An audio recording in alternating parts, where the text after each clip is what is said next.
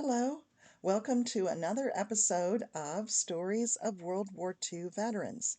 My name is Kayleen Reusser, and each week I read to you a story from one of my books that I have written of stories of veterans that I have interviewed. This is book 3 in my World War II Legacy series. It's called We Gave Our Best. American World War II Veterans Tell Their Stories. Today's story will be about a sailor named Bill Current, who served in the Pacific.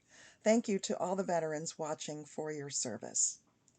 I was never on a landing where someone was not killed, said Bill Current of Muncie, Indiana. Current served with the U.S. Navy on a landing craft support, or LCS, equipped with 20 millimeter and 50 caliber guns. When they were shot, you couldn't think, he said. We were all afraid, but we could still function. After graduating from high school in Montpelier, Indiana in 1938, Current had worked at a meat packing company prior to enlisting in the Navy in February of 1942. His reason for choosing the Navy? My cousin had been in the Navy and I liked the uniform, he said. Recruits at Naval Reserve Air Base, Great Lakes, near Chicago, normally completed 16 weeks of training. However, due to the urgency of the war, Current and other recruits were rushed through in 8 weeks. Afterward, he completed courses at the University of Illinois Champaign for signal training. At Little Creek, Virginia, Current and other recruits practiced landing from Higgins boats.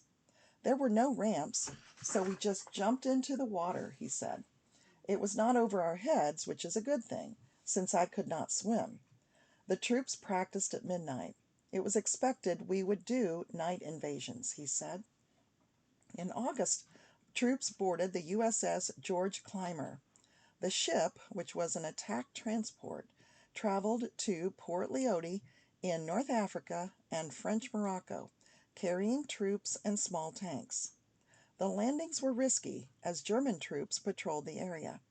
At Casablanca, we unloaded our cargo at night, he said. Current set up a signal station on shore to communicate with the ship. One night, while on midnight duty, he heard a zing close to his ear. I suspected it was from a bullet, he said. I thought the war was over for me. Current kept out of sight and was grateful to hear nothing further. At Wellington, New Zealand, the crew picked up 100 Japanese POWs. We transferred them to an LCI at another island, and they were taken to a prisoner of war camp, he said. In April of 1943, Current's unit headed for the South Pacific. The battle at Guadalcanal was ongoing.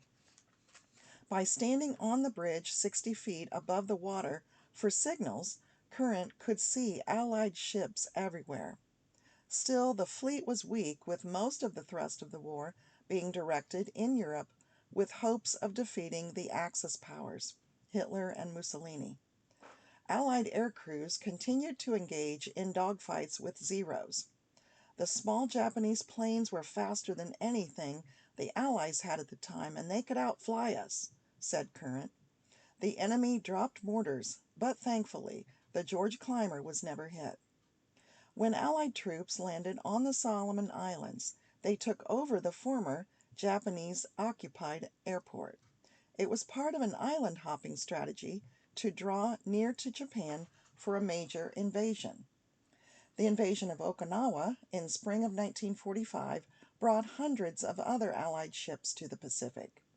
They were out as far in the water as I could see, said Current.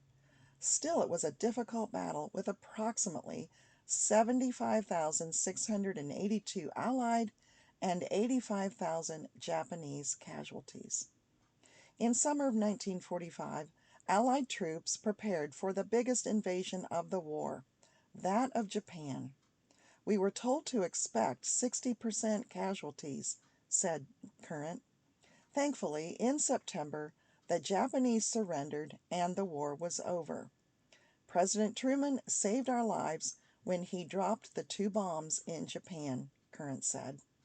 Needing to accumulate the required number of points for discharge, He served during the occupation period in China.